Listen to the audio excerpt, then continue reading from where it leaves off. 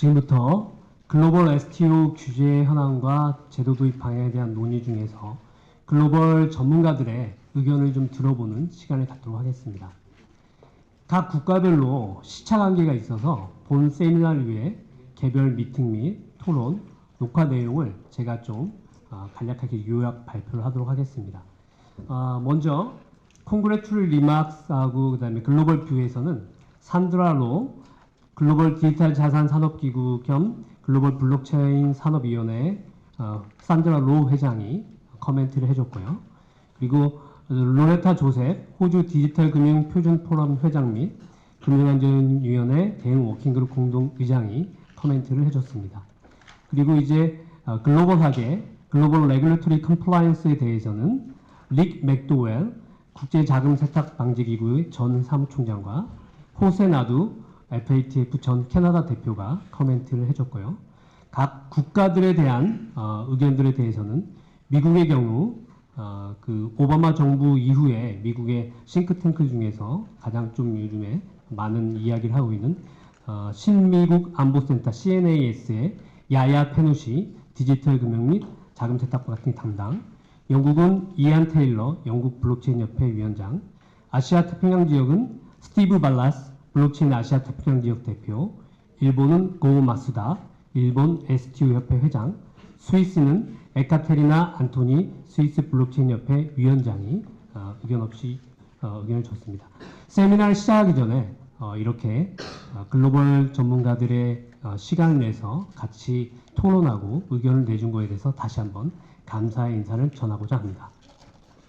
발표 영상 진행 순서는 글로벌 뷰를 보고 컨트리 뷰를 보고 컴플라이언스 뷰를 보고 컨트리 뷰를 보고 그 다음에 글로벌 뷰를 보는 순서대로 진행을 해보도록 하겠습니다. 먼저 산드라 로의 그 코멘트부터 들어보도록 하겠습니다. Greetings, and thank you for the opportunity to speak at today's important STO seminar, bringing both public and private sectors, key participants together. I wish I could join you in person. My name is Sandra Rowe, and I am the CEO of the Global Blockchain Business Council, the world's largest and leading blockchain and digital assets nonprofit association based in Geneva, Switzerland, with more than 500 institutional members, 231 ambassadors across 109 jurisdictions and disciplines. I would like to extend a special thank you to Hee Kong Kim, member of the National Assembly, and James Young, chair of Digital Finance Center and chair of IDAXA, for organizing this important seminar. Regarding STO regulation, the majority of countries have regulations based on local securities laws. In the US, STOs are regulated by the Securities and Exchange Commission, SEC. Under the Securities Act of 1933, any security offering made to US residents must be registered with the SEC or be exempted from regulation under the rules of the Act. In the EU, all in all, the regulation of STOs across Europe may follow one of the following approaches. Regulation of STOs under the traditional applicable securities. In some cases, this includes specific legislation that facilitates the use of distributed ledger technology, DLT, and may impact STOs, including jurisdictions in France, Germany, Italy, Luxembourg, the Netherlands, Romania, Spain, and the UK. Though sometimes existing securities laws may apply to STOs, there are often gaps that need to be filled with additional legislation and oversight. Due to the complexity and global nature of digital assets and STO assets, there may be additional 제가 중간중간에 간단하게 좀 요약을 하고 진행하도록 하겠습니다. 그 산드라로 회장이 이제 전체적으로 봤을 때 미국 현재 증권거래법에 따라서 진행을 하고 있고, 유럽 같은 경우에는 STO를 두 개 분야로 나눠서 지역적으로 보면 프랑스, 독일, 이탈리, 룩셈부르크, 네덜란드, 루마니아, 스페인, 영국 같은 경우에는 기존의 증권법의 DLT, 이 분산 원장 기술을 반영해서 입법에 좀 추가한 경우로 되어 있고 그 나머지 EU 국가들은 현재 그대로 그냥 특별한 그 추가적인 새로운 법안 없이 진행을 하고 있다라고 지금 설명을 했습니다. Requirement for legislation to create a robust and sound regulatory framework, which protects consumers whilst allowing for innovation and growth opportunities to flourish. In addition to updating you on the status of global regulation, the following factors should be carefully considered when implementing STO regulation in terms of investor protection and industry growth. Number 1, interoperability. It is one of the key factors in how to grow STO markets not only at the country level, but to expand cross-border to global level adoption of blockchain, including private, consortia, and public blockchain and types of roles, including primary markets, secondary markets, as well as a gradual approach based on short-term and long-term roadmaps. Number 2, technology-neutral approach of regulation is key factor for supporting the innovation in digital assets and STO markets. And number 3, AML compliance. Finally, the balanced approach between investor protection as well as industry growth will be very important to create a sound industrial ecosystem in Korean STO legislation and regulation. Thank you again for your time. 네, 이제 산드라로가 두 번째 파트에서는 이제 한국에서 STO를 도입한다고 했을 때 가장 중요한 요소 중에 본인이 생각하는 세 가지 요소를 이야기했습니다. 하나는 인터오퍼러빌리티, 상호 운영성입니다. 그래서 즉 STO는 국내를 넘어 해외하고 연결이 돼야 되기 때문에 어떻게 상호 운영할 것이냐, 그리고 그게 이제 프라이빗 컨소시엄 블록체인과 퍼블릭 블록체인 사이에 점진적으로 어떻게 연결하고 확대시켜 나갈지, 그리고 발행 시장과 유통 시장의 활성화를 어떻게 시켜 나갈지에 대해서 단기적으로 또 장기적으로 로드맵을 세워서 진행해야 될 필요성이 있다라는 부분과, 두 번째는 테크놀로지 뉴트럴 어프로치, 기술 중립적 어프로치입니다. 기술 중립적 어프로치는 보통 혁신 사업을 육성할 때 기존의 규제를 그대로 강제하지 않고 그러한 새로운 혁신 산업이 테스트를 하고 발전할 수 있는 기반을 만들어주는 어프로치라고 볼 수 있겠습니다. 세 번째는 자금 세탁 방지, 투자자 보호 측면과 안정적인 산업 육성을 위한 균형 잡힌 정책을 펴줄 것을 좀 권고를 하였습니다. 이상 산드라 로 회장의 커멘트였습니다. 그러면 이제 로컬 뷰로 국가별로 한번 의견을 좀 들어보도록 하겠습니다. 고 마스다 일본 STO 협회장의 커멘트인데요. 일본의 경우는 참고적으로 2019년 노무라, 다이와 등 6개의 증권사가 STO 자유기관 일본 STO 협회를 설립하였고 2020년 일본 금융청 금융상품거래법 개정을 통해 증권형 토큰 발행에 주식과 동등하게 금융상품거래법을 적용해서 STO를 허용하였습니다. 그리고 그 이후에 SBI나 미쓰이 스미모토 그룹 등 같이 거래소를 공동 설립하고 여러 가지 서비스를 진행하고 있습니다. 그러면 고 마스다 일본 STO 협회장의 리마크를 들어보도록 하겠습니다. Thank you. Hee-Kong Kim, member of National Assembly, and James John, chair of International Digital Asset Exchange Association and Digital Finance Center of Access University for organizing this STO seminar. I'm Go Masuda, chairman of Japan Security Token Association. It's my great honor to make a remark here. We founded our association in early 2019. At the time, while STO was rising in the US or Europe, not many people talked about security token in Japan, and traditional economic or financial media never wrote about security token. Therefore, Our first year was spent for mostly enlightening the market in partnership with global STO platforms. We are proud to say that our activities have contributed significantly to the security token emergence in Japan. The market growth was accelerated with entry of major Japanese financial institutions. So this is a security token landscape in Japan, which I prepared last June. For example, Mitsubishi UFJ Financial Group, or MUFG, leads development of a digital finance platform named as Progma.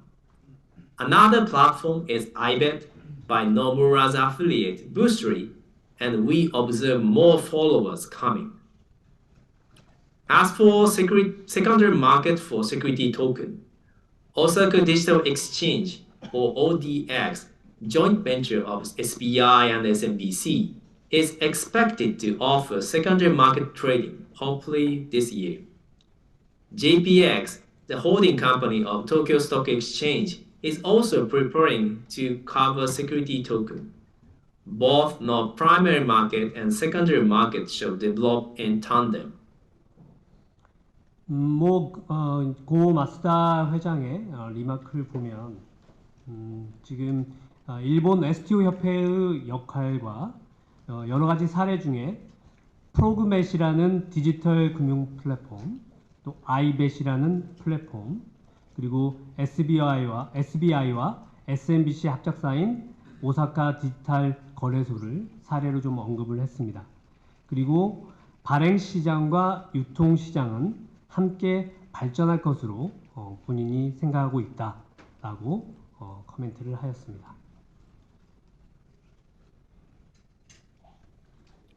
We believe any assets could be tokenized potentially, and eventually it should be achieved. So far, Japanese STOs are majorly for real estate and corporate bond, including green tracking bond, which have been less liquidated under the conventional approach. It is likely to see more projects rising in this sector in 2023 as well. We found some of security token issuers using STO for the purpose of not only a way to raise capital, but also a new style of communication with investors, which means customer engagement or loyalty enhancement.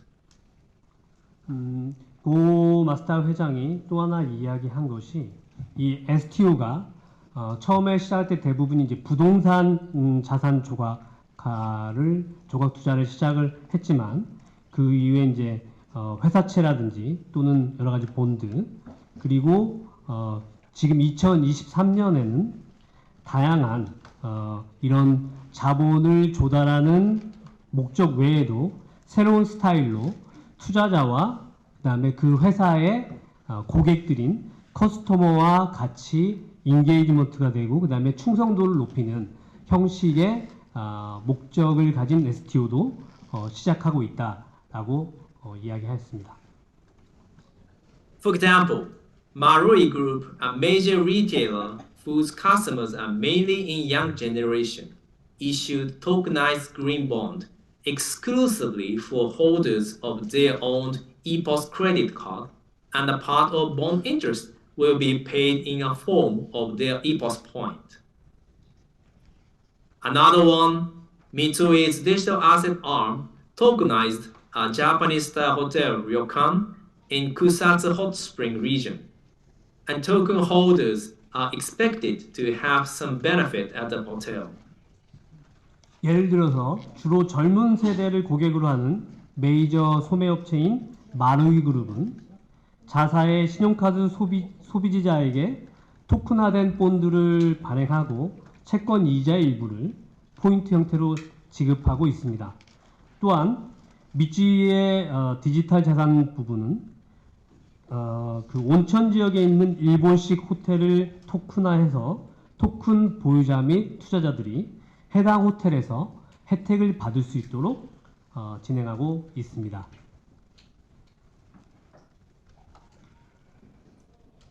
Once any technical and commercial challenges being identified and settled through these attempts, We expect more variety of assets to be ready for tokenization, which have never been securitized and which most investors have never had a chance to invest. Art, wine or whiskey, race horses, content IP, so on. We are sure that security token would enable new financial products rising and invite new investors having varied risk appetite to the market.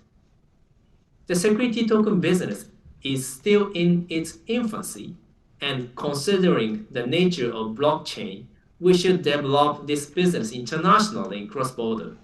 Therefore, it is very meaningful that Korean financial industry is working hard on further adoption of this security token technology, which could form a global digital capital market ecosystem together with Japanese financial market.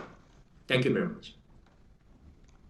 이제 마지막 파트에서 고 회장이 이제 기존의 STO와 더불어 미술품 아트, 와인이나 위스키, 콘텐츠 IP 등 토큰 증권이 새로운 금융상품의 발전을 가능하게 하고 새로운 투자 문화가 될 것이다라고 이야기를 하였고, 모든 전통 자산과 무형 자산이 토큰화될 수 있기 때문에 앞으로 이 토큰 증권 STO는 국내를 넘어 국제적으로 연결되고 또한 한국과 대한민국이 같이 생태계를 형성할 수 있었으면 좋겠다라는 마지막 의견으로 마무리하였습니다.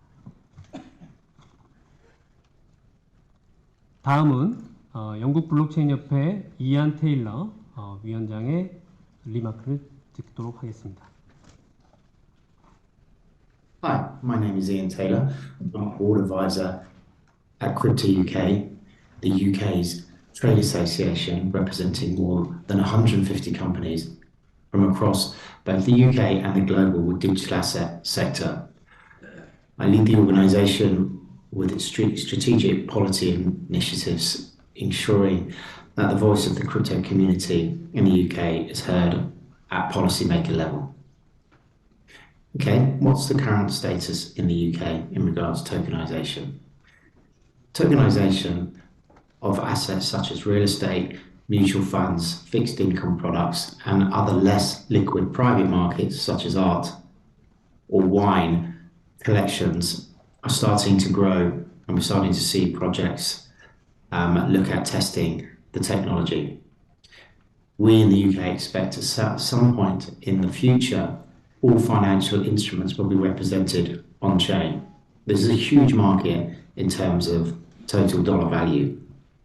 In addition, intellectual property rights such as content, movie, education, music, etc., in relation to many cultural aspects, will also be emerging into this new market of security tokens based on blockchain.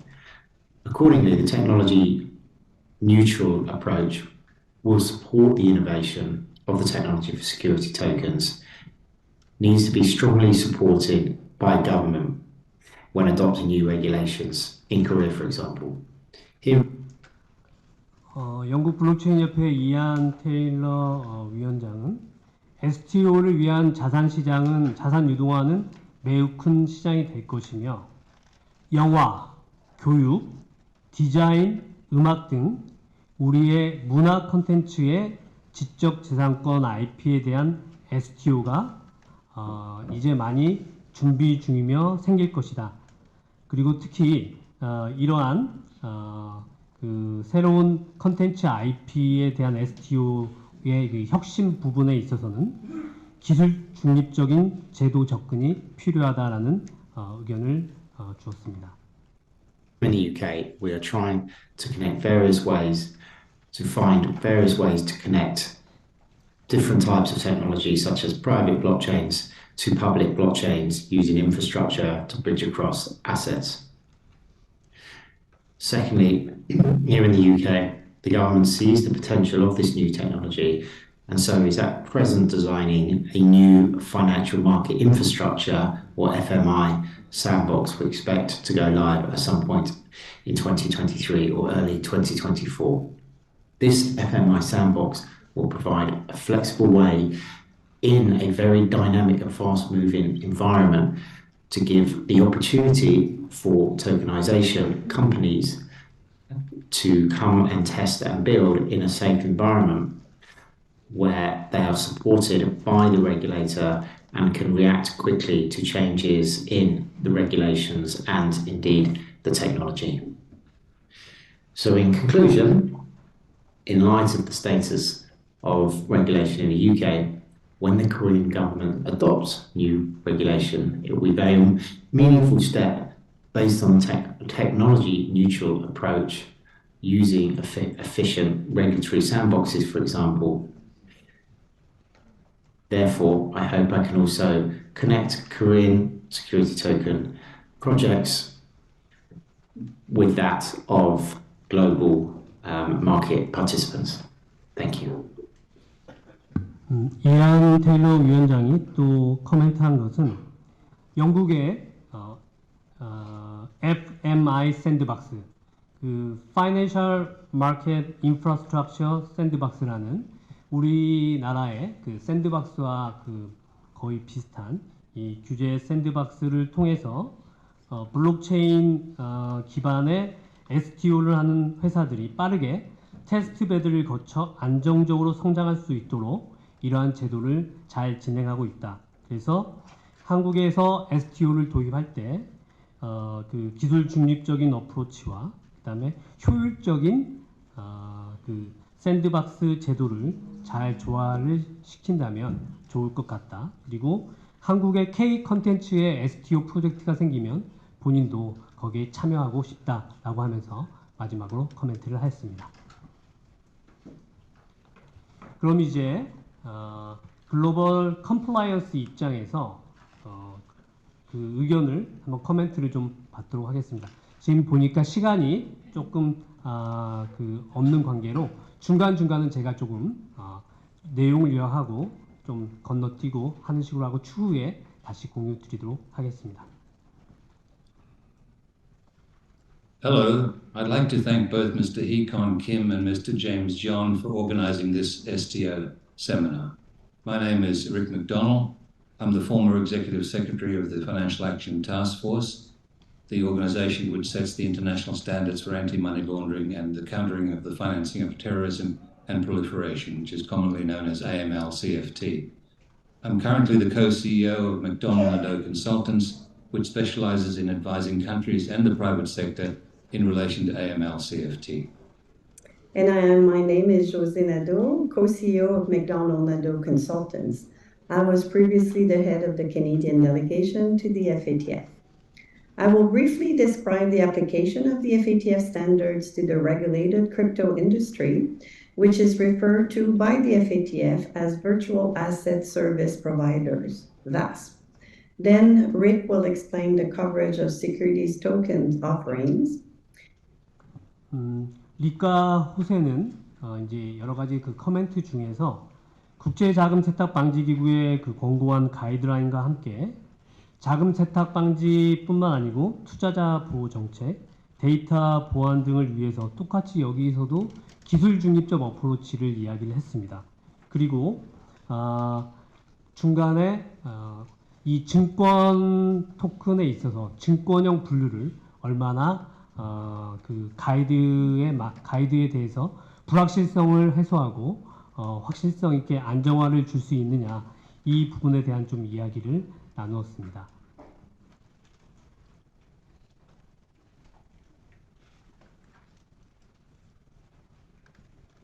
And now to security token offerings. STOs will fall under the scope of the FATF standards, depending on two key definitions of the FATF. First, the definition of virtual assets, and second, the definition of virtual asset service providers, called VASPs. It is not dependent on the different terminologies used by countries, only on the operation. To be considered a virtual asset, the asset must be digital and must itself be digitally traded or transferred and be capable of being used for payment or investment purposes. Assets that do not qualify as a virtual asset should not necessarily be presumed to fall outside the scope of the FATF. Instead, they may fall under other categories of financial assets covered by the FATF, such as securities or commodities. A VASP is defined as any natural or legal person who is not covered elsewhere under the FATF recommendations, and as a business conducts one or more prescribed activities or operations for or on behalf of another natural or legal person. 릭은 그 STO에 관련해서 디지털 그 STO로 분류되는 것과 이제 가상자산으로 분류되는 그러한 이제 기준점들에 대해서 좀 논의가 필요하고 그러한 분류에 대해서 좀 코멘트를 하였습니다. Apply to STOs and to the persons engaging in activities related to their offerings. The specific category of such assets will depend on the facts and circumstances underlying the asset, the activity, or the service. Thank you very much for listening. 그래서 릭과 그 호세 나두는 최종적으로 자산과 서비스의 사실관계의 내용에 따라 가상자산과 이 증권형 토큰에 대한 분류를 할 때 지금 너무 이제 사례 위주로 되어 있다 보니까 이런 부분에 대한 좀 명확한 가이드라인을 사전에 잘 검토하고 이와 함께 자금 세탁 방지에 관한 제도들도 병행해서 진행할 것을 의견으로 주었습니다. 다음은 미국 싱크탱크 CNAS의 디지털 금융담당 야야 페누시의 리마크를 들어보도록 하겠습니다.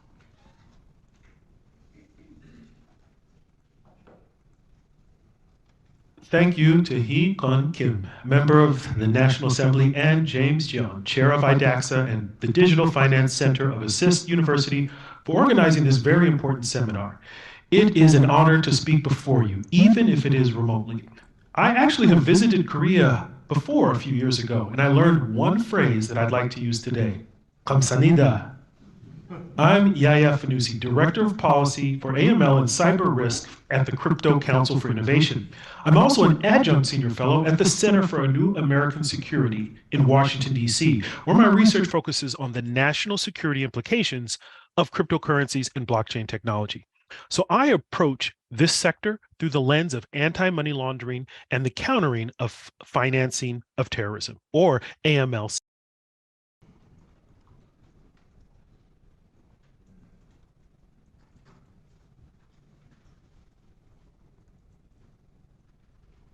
There's not enough 이제 이 야야는 한국을 비롯해서 동북아시아에 대해서 관심 있게 연구를 해왔고 특히나 디지털 그 자산 전문가이면서 자금 세탁 방지 전문가이기도 합니다. 그래서 현재 이제 그 혁신을 통한 디지털 자산 위원회라는 활동도 좀 하고 있고요. 그래서 야야는 현재 미국의 그 STO 관련 제도와 2013년부터 현재까지 가상자산, 디지털 자산, STO까지 어떤 식으로 역사가 이루어져 왔고 그다음에 어떤 식으로 진행되어 왔는지를 좀 세부적으로 설명을 해줬습니다. 그러한 설명들은 추후에 다시 공유하기로 하겠습니다.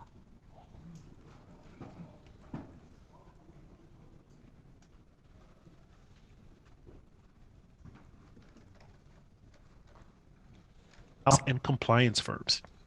Now, what could we have done better at? One area clearly deserved a better approach, and that was securities regulation. In the US, there is still much uncertainty about which tokens are securities. There's no comprehensive regulatory guidance which spells this out for the cryptocurrency context and distinguishes between what a token, when a token might be considered a security or a commodity or some other category.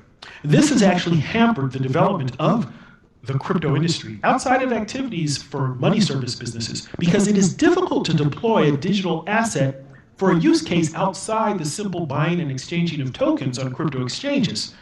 But it doesn't have to be this way.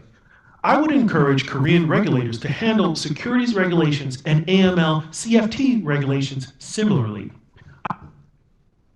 야야는 그래서 토큰 증권의 증권수 분류 가이드라인 그리고 자금 세탁 방지 이 제도와 함께 같이 이걸 계속 병행하면서 발전시켜 제도 도입을 할 때 발전시켜 나가기를 코멘트했고요.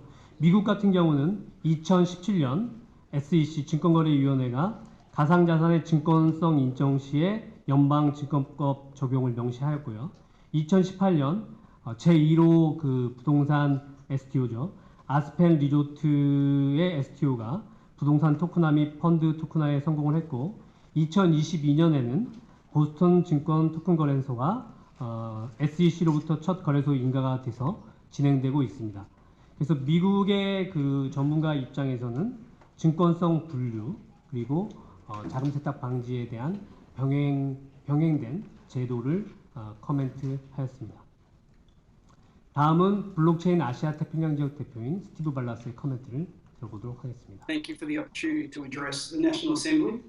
With particular thanks going to Hee-Kon Kim, member of the National Assembly, and James Jeong, co-chair of ADAXA, and the Digital Finance Centre of SIST University.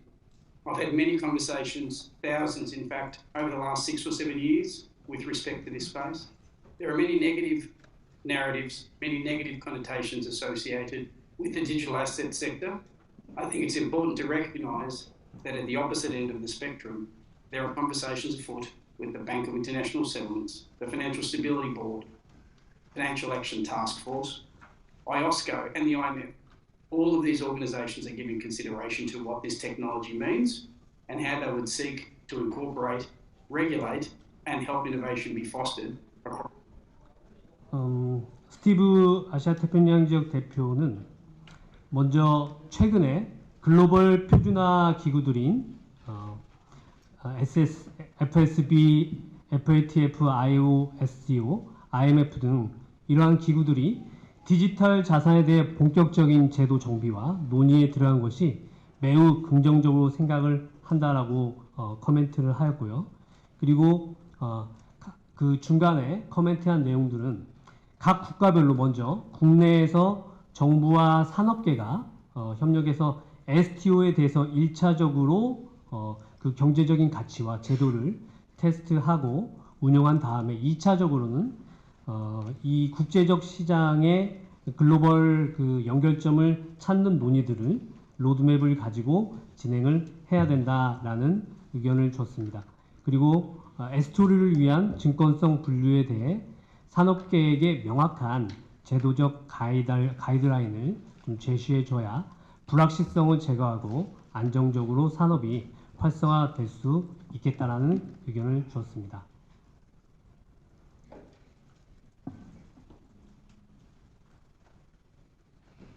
Country level. There are many options afoot. We're seeing very deliberately the markets in crypto assets framework in the European Union, the United States being more heavy-handed with respect to regulation, but looking to incorporate many of these actors within existing regimes. Singapore, Hong Kong, Australia, all investigating what this opportunity would look like.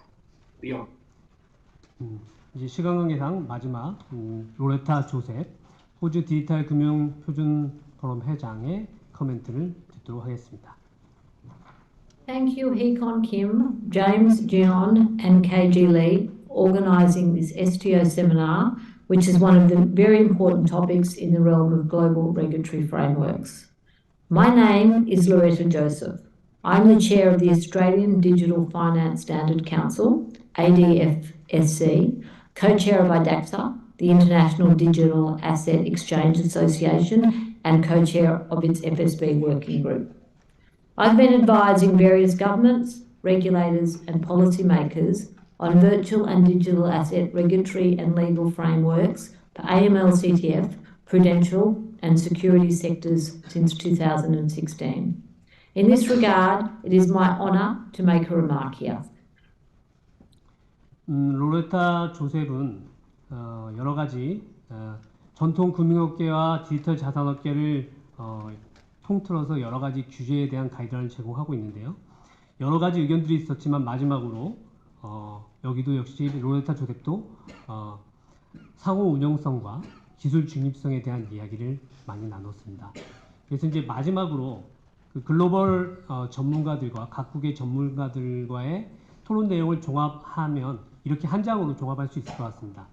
첫 번째 상호 운영성, 즉 프라이빗 블록체인과 퍼블릭 블록체인 사이의 확장과 연결 가능성에 대한 순차적인 로드맵, 그리고 금융 소비자 접근성을 확대하는 상호 운영성을 고려해야 된다. 두 번째는 유동성, 발행과 유통시장 활성화 및 글로벌 S 시장 연결에 대한 로드맵. 세 번째는 다양한 자산의 STO. K 콘텐츠에 대한 특히나 해외에서 더욱 관심이 많았기 때문에 K 콘텐츠 연계된 콘텐츠 IP 기반 STO 발굴 필요성 및 글로벌 시장 수출 정책과 연계하는 부분, 그리고 기술 중립성, 그리고 규제 샌드박스, 혁신성을 갖춘 STO는 규제 샌드박스 제도를 통해 빠르게 지정해서 서비스 테스트베드를 통해 모범 사례를 자체적으로 발달시킬 수 있는 환경을 제공하자. 마지막으로는 밸런스드 레귤레토리 어프로치, 투자자 보호와 혁신 산업 육성을 위해서는 균형 있는 정책을 필요하니 이렇게 접근해 줄 것을 코멘트하였습니다. 이상으로 글로벌 STO 현황과 한국형 STO 도입 방향에 대한 의견을 마무리하면서 오늘의 글로벌 전문가들의 의견이 우리가 앞으로 한국형 STO를 도입하는데 많은 참고와 고려사항이 되기를 바라겠습니다. 이상입니다.